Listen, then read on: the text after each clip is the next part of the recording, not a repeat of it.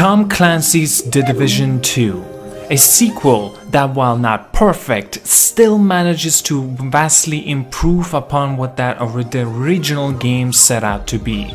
In many ways, the studio provided something that was akin to their namesake. Tom Clancy's The Division 2 is a massive form of the entertainment, one that can keep you engaged for a long time. Okay, so the storytelling is not The Division 2's strongest suit. The usual smattering of lore, fragments and collectibles are here and there, with a number of cutscenes are all here in The Division 2. Rather than piece together the puzzle, what you simply need to know is that the virus wiped out the millions. So society almost collapsed until the remaining survivors decided to resort to the anarchy or defend the civilized norms. As an agent of the Strategic Homeland Defense, or just the Division, so your task is to help the survivors of the Washington DC rebuild and prevent the city from going into the utter chaos. Washington DC is an almost lifelike, detailed from various landmarks and the commercial centers to the neighborhoods.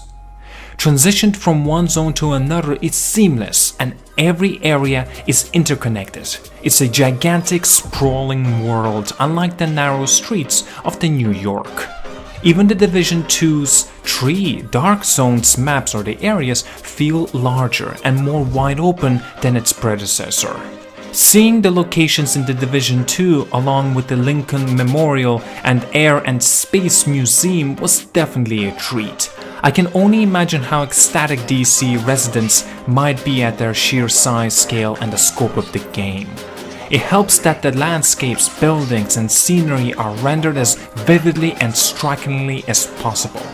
The day and night cycle and dynamic weather also adds the immersion.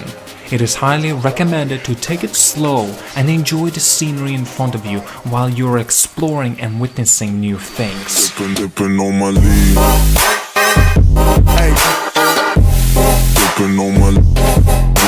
All of the scenery and the visuals would be for nothing if the characters were bland and dull. Thankfully, The Division 2 has a living, breathing world that complements its visual details.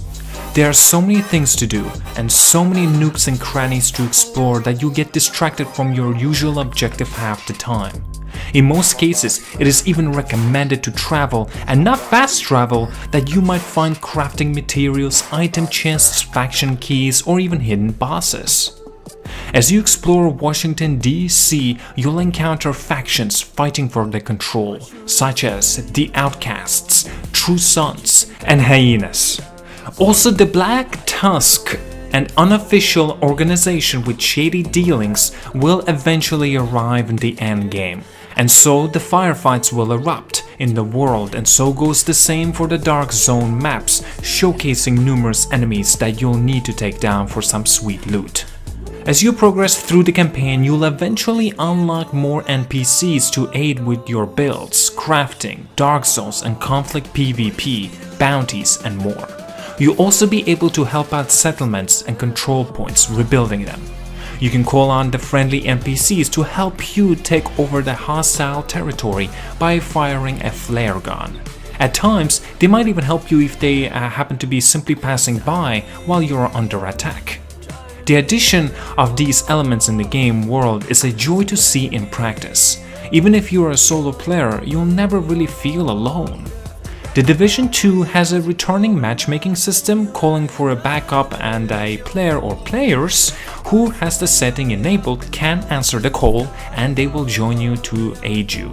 For a number of activities, you can easily join a matchmaking queue and keep exploring until a team is ready, even though you will get dozens of so invites and will prevent you seeing the map, as it also will get quite damn annoying.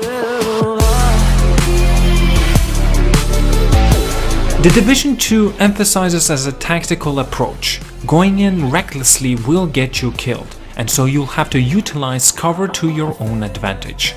Moving from cover to cover, popping your skills, pelting your enemies with bullets, and avoiding incoming fire are all magnificently done with a great sense of control scheme. It also worth noting, however, that weapon recoil is hard to manage when using a controller, or perhaps this is more of a nitpicking at my point. I don't know.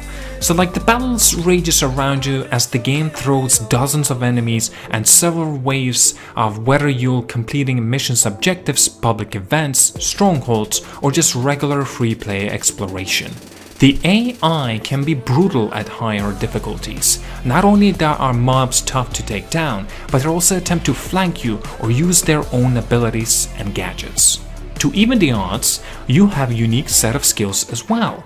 You can choose from 8 main skills ranging from turret, which can fire like a machine gun, flamethrower or a sniper, to a ballistic shield that covers most of your body, or one that can even deflect bullets. These skills have multiple subsets, with their own usages and mod slots boosting their damage, healing, duration or other effects. Similarly, the weapons and armor pieces that you obtain have their own perks, mod slots, and even set bonuses depending on the manufacturer. One downside though is that the number of weapons mods will increase one stat while decreasing another. For example, one increases the stability but decreases the accuracy. This can hamper your experience when having multiple weapons attachments. Once you complete the campaign, you also gain the access to 3 specializations with their unique perks trees and a weaponry: a grenade launcher, a crossbow, and a high caliber sniper rifle. There's so much min-maxing you can do attuned to your playstyle that there's neither a strict nor structured way of playing.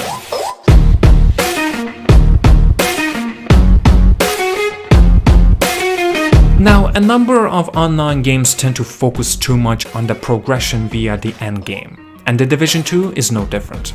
The same can be said of the endgame grind in the sequel. It does become tiresome after a while. After completing the campaign, the world changes with the arrival of the Black Tusk. Previous control points and settlements are overrun, and you'll need to retake them once again. Factions engage in all-out warfare in the streets. Your goal now is to progress from one world tier to the next, starting at world tier 1, then world tier 2, and so on until the world tier 4, until when it will be available. To make it a little bit more simplistic, let me put it in more of a bullet points. This is the process of the endgame. Completing invaded missions, the same missions now with the tougher Black Tusk enemies. Do other world activities and harder missions to get more gear. Attain higher gear score to tackle the strongholds. Beat strongholds to reach the next world tier. Repeat until you reach world tier 4, since the next tier is still unavailable, as I mentioned. Wait until the 8-man raid is also released. As a looter shooter, the grind is understandable. So with this endgame progression, along with bullet spongy enemies and rerunning the same missions, will become very repetitive and grindy after a while. So it can be taken as a positive or a negative. Well, it's people's perspective anyway. Also, it didn't help in the matters that the pre-launch update has led to numbers of hard crashes, well, at least not docking my console. Certain deployable skills also suddenly disappearing into thin air. It was odd to see everything working properly during the early access to the release. Meanwhile, the update of the wider release put on a hold on a few things, but I digress.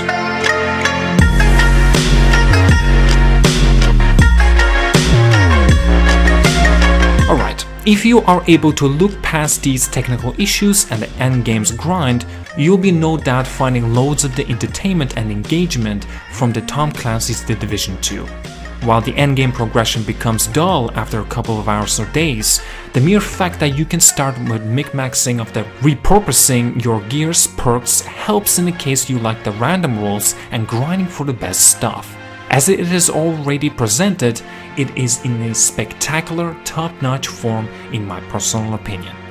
Massive Entertainment have outdone themselves in crafting a sequel for the ages. They understood the shortcomings of the first game and doubled down on what made fans stay for a long haul. Although there are some issues, Tom Clancy's The Division 2 exemplifies what happens when you do an online shared world looter shooter the right way from the get-go. For Massive Entertainment and The Division 2, you'll just need to buckle your seatbelts and enjoy the ride. because this is perhaps the best online looter shooter game on day one that you can get. This is actually feels finished, and that's big. Thank you so much for watching. Like and subscribe. I see you guys later. Have a good one.